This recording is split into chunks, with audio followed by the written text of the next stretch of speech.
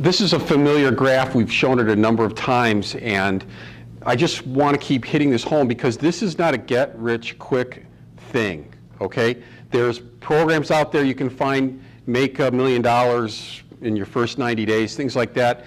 That's probably not legitimate. There's not that kind of leverage. But if you can do the right thing over time, over a horizon of time, you can change your life. And so we're going to talk about how to change our life. And so this is a graph that has income levels on this vertical and time on this horizontal. And we're all on a program. And the average person goes to college or not, but they get out into the workforce in their early 20s and they start working the real job that kind of defines their life going forward. And so that's just the program that we're on. And I was on this program. I'm not on this program anymore, but I was. And so what happens is, in our 20s, we start, going up kind of a pretty good lift, and our income keeps going up.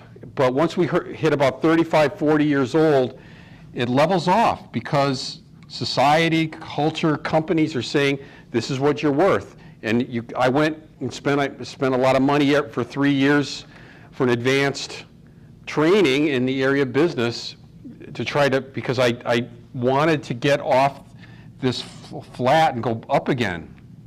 And it did help a little, but not much. And so it wasn't until I was in a meeting like this where I found out about this program that we're all on. And this program is defined by the IRS. The IRS is the one that puts these statistics together. They know how much we make on average. They know how long we make it. They know when we plateau. They know when we retire, and they know when we die. And so they've got this whole thing worked out. And they keep pushing out the male retirement age to always 6 months after life expectancy. So we're putting money into Social Security, but we're all going to be dead anyway, so we're not going to be able to spend it, is the plan. But I want to get off that program. But when you retire, this happens. You drop off to about a third what you were making here when you couldn't make ends meet. And when people get to 35, 40 years old, people accumulate debt on this program because they want things, and they've got the money coming in to cover it. We don't think about how much money we have. We think about how much debt we can carry. How much leverage can I get? How much can I owe? And we want to keep doing this, and so we fill in that gap with debt. And so I propose a different plan. I propose a 2 to 5 year program where you start off about the same, wherever you are along here, I'm up here, some of you are back here, but wherever you are, you start off and you're just going up a little bit. It doesn't feel like you're making a lot of progress because it's an education to become an entrepreneur. Every one of us has been educated in being an employee.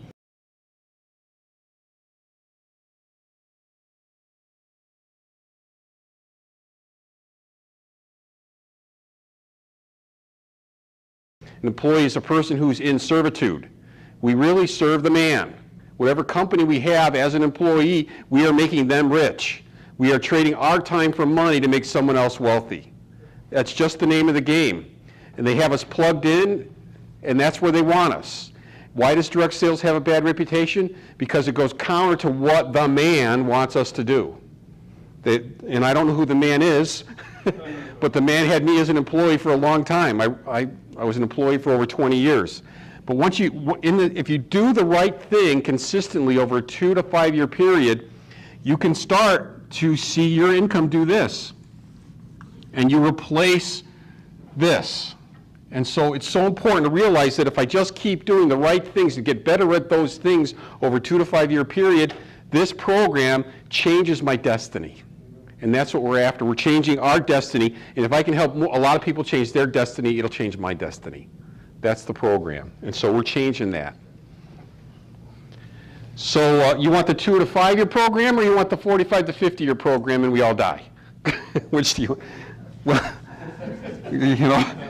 all right, I know that wasn't a very good choice, but we're all going to die anyway eventually, but I want to have more fun before I leave. And I want to help a lot of people too. So we talked a little bit before about the cash flow quadrant. And there's a couple books that Robert Kiyosaki wrote. The one that I got the real aha, you read a book and it's like, ah, you read it and it's just like, you hear angels singing or something. It just changed my life. And I loaned the book to my son, and he said, when we got home from vacation after he read the book, and we walk in the door, he goes, "Can you teach me how to be financially free?" You know? And so he has principles in there that he applied in his own life from being homeless to a millionaire in 4 years. So if you apply the same principles that he applied, you're going to have similar results. The problem is we keep applying the principles and the practices of the people in the cubicle next to us at work.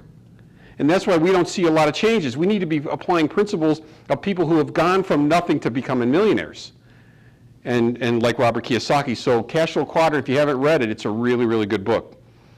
And so I'm just going to touch on this because I didn't talk about the income. I talked about the pathway, the business system last time, and it's a lot to digest. So I want to take up another concept from this same structure. And so again, we have in our society, there's 4 major ways to earn a living or make an income: employees, self-employed, business system owners, and investment, people who are living off their money. So a person who can go on vacation whenever they want is a person living off their investments. A person who, and that's where we all want to be, and someday that's where we'll be. When we can't work anymore and we go off that cliff into retirement and all that we have left is Social Security and our investments, we better have enough here to make up for how little Social Security is. Right now, the average person on Social Security is getting $1,100 a month. Can you live on that? Well, if you can't, you're not going to be able to live on it when you get out there, and so we got to do something different. We have to follow. So there's people who have gotten over here and they're able to live over here. We want to follow them. Like Simon Brooks, he lives over here. What did he do to get over here? If I do what he did, I'll have what he has. I'll have what he has. If I do what he did, I'll have what he has. And so I take a bridge from employee to business system. I apply the business system of the Sherlock so that it can get me here. And we covered that in the last talk. But one of the things I wanted to point out was that there's a difference between both sides of this quadrant. On the left-hand side, these are people who trade time for money. Our time. I work an hour, I get paid for an hour. Work an hour, I get paid for an hour.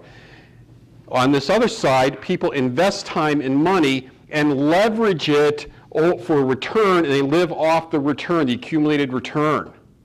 Here we invest, here we trade. That's the difference.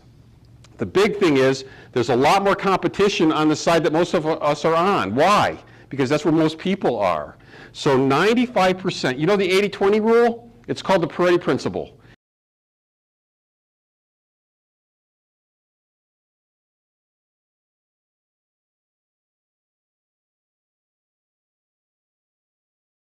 It literally has changed. 5% of the people make 95% of the money. 5% of the people in an organization produce 95% of the results. It used to be 80-20. At a church, used to be 20% of the people are doing all the work, and now it's 5%. It's been adjusted because people have changed. Okay, so 95%, and this is according to Robert Kiyosaki and Pareto. 95% of the people are on this side. 5% of the money is on this side. On this side. 95% of the people, 5% of the money. 5% of the people are on this side. 5% of the people are on this side. Go read the book, Robert Kiyosaki. Go to Pareto's site. These are true. 95% of the money is on this side. So there's 5% of the people, 95% of the money. Where's the competition? It's on this side. Would you rather be on the side where it has fewer people and more money, or on the side where all the people are less money? And so these people are trading time. These people are using leverage. Look for leverage. If you see somebody who's still has a flip phone, they're not using technology as a leverage. They're not using a smartphone. They can't even use the app from the Sherlock, right? They can't give away an app because they're using a flip phone. That person could leverage that technology. It's a leverage. The biggest leverage in the history of mankind is the internet. The biggest. Go read The Next Million Years by Paul Zane Pilzer. He compares 3 great events in human history. The invention of writing, which started civilization, the invention of the printing press, which started the Industrial Revolution, and the internet. 3 There's been a lot of other things in between those, right? But nothing's on par with the internet. You guys are at the birth of the biggest change in history. You're in the best time to be alive. We really are. Because how long's it been since the printing press? I mean, that was like 1500s. I mean, that's a long time ago. We've got the biggest change since the 1500s is happening right in front of our eyes, and most people are anesthetized to it. Try to say that really fast. Most people are oblivious to the power of what the internet's doing to our lives. But it's all around it. It's changing everything. And so 95% over here. So we need to go over here. And the way we go over here is the Sherlock system. I give away apps to people. I show them how to use them. I let them see the video on the business. I ask them if they'd like to join me and make money online. It's that simple. And then I use the videos and other things that are at my disposal to educate my team and to help them grow. That's the system. That's the bridge we take to be over here where all the money is. Okay? All right. So part of leverage is thinking like a pipeline. And one of the powerful things about direct sales, and really more so in the Shopping Sherlock pay plan than any I've ever seen, there's so many ways that we make an income, and there's so many ways that our team just works together to help us and we help our team. So there's just built-in leverage everywhere you look in the Sherlock. But leverage, in Robert Kiyosaki's book, he talks about a story. He tells a story about this town. And so there was this town, you know, little town here. I'm a lousy writer, but here's the town. And the town runs out of water. A mile away, there's a lake. So the town runs out of water, the wells go dry, there's a lake a mile away. The town puts out an offer who would like to have a contract to bring water from the lake to the town. And so Billy Bob says, I'll be part of that. So he gets buckets. And he brings his buckets to the town. That bucket leaks. So every day, as many times as he can go that mile, he fills up 2 buckets. He brings them to the town and he fills a barrel. And the town pays him $1 a bucket. Every day, all day long, except Sundays, he's bringing water from the lake to here. Now Bill, not Billy Bob, but Bill gets a contract too with the city. And nobody sees Bill for a while. Bill goes out and he finds a few investors. And he goes and he studies up on different technologies. And then he starts to build a pipeline, a section at a time, over to the town. And it takes him 6 months. And eventually he makes a spigot, and he's got a wheel over here, and he turns the wheel, and the water starts to flow, and he sells it for 10 cents a gallon. He puts Billy Bob out of business because he's harnessed a pipeline. And so what we're doing in our business is a section, a person at a time, a member of our team at a time, we're laying a pipeline.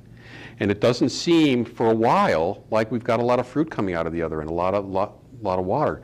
But eventually, the pipeline's going to outproduce anything Billy Bob could do day at day. Billy Bob gets his wife to start carrying buckets to try to compete with the pipeline. He gets his kids to carry buckets. His kids get tired of carrying buckets. When they go away to college, they never come back to the bucket carrying business, you know. But Bill, who has the pipeline, he built another pipeline to another village and another one to another village because he's got excess capital. He built his pipeline one section at a time, which is what we're doing here, one team member at a time, and eventually his team just is pouring water out. So pipelines are powerful. If you can find a way to build a residual income, you know, Elvis built a pipeline. When he has record labels that he did music for, and you know, he's been dead a while. But his pipeline is still producing wealth. He made $44 million last year. A dead guy made 44. He's one of the top producers in the record business, and he's been dead for what, 20 years? I don't know. Michael Jackson made more than he did last year. Michael Jackson's gone too. Made $125 million last year. He built a pipeline. Pipelines are powerful. Edison said leverage is the 8th wonder of the world. If you can find leverage by leveraging a team to create a pipeline. So I give away an app. The app gets used. Somebody shares that app. Chuck tells a story. He shared an app with a guy from Sweden. Pretty soon he's got 90 apps in Sweden. And so that's what happens. You do something once and it multiplies. So I'm watching this program about the men that built America, and I mentioned the pipeline. And so Rockefeller is putting his kerosene on the rails to bring it to the cities so people can light their lamps. And the railroads decide we're going to stick it to Rockefeller. We're going to stick it to Rockefeller. So all the railroads get together and they say, we're going to charge him way more than we've been charging him to ship his kerosene in barrels. And you see these trains with tons of barrels of kerosene on these trains. Train after, load after load of kerosene to the cities. Load after load after load. It's kind of like a modern version of Billy Bob and his bucket carrying. So all these big barrels are going to the cities on the train. Trains raise the prices. So Rockefeller, they were sticking it to him. So what he does is he built a pipeline. He starts building a pipeline all across the Midwest. He's laying pipe. It just hit him, if there's pipe inside my refinery with this stuff going through the pipes, why can't I build a pipe from the refinery to where people are using the kerosene? So he built all these pipelines and he put the rails out of business. He completely disrupted their industry and created a whole new industry, kerosene by pipeline. And so he saw the power of a pipeline. And so now there's different kinds of pipelines, and we use it. There's pipelines. And a software app is a pipeline because you make it once. You make the app once, you give it to multiple people, and it produces an income. If I bring someone into the business, I've created another link in my pipeline. But there's also a pipeline of knowledge. There's a pipeline of understanding that we have to tap into. There's knowledge available on how to become an entrepreneur. So we have to tap into a pipeline that helps us understand that we are just beginning to think differently than we used to. We have to tap into that kind of a pipeline. And there's also multiple pipelines that we can leverage, which are technology pipelines. And there's huge pipelines on the internet. And one pipeline is Amazon. Amazon's a pipeline. You got Amazon, you got eBay, you got BizRate. Those are pipelines. What flows through those? Dell computers, Hewlett Packard, refrigerators, protein bars, car parts, all these things. Each one of these is a pipeline. And each one of these pipelines is a unique pipeline. Products come through these. What Rockefeller did when he created his pipeline is he got oil from all the oil producers, and they all came through his pipeline. What the Sherlock has done is the Sherlock has created one master pipeline that has all these companies in it, coming from the Dell computers, the Hewlett Packards, through to the customer. You see, we're in the age of the customer. And a lot of these companies, they know we're in the age of the customer, but they have not figured out how to benefit the customer with a low-cost always model. They're always favoring their advertisers, their merchants, themselves. Only the Sherlock has created a pipeline that has the lowest price for the customer all the time. So we have a unique situation where we have a competitive edge online, where we offer low prices on whatever you're looking for all the time, because we're not captive to any one pipeline. All their pipelines are running in our pipeline. We have the pipeline of pipelines.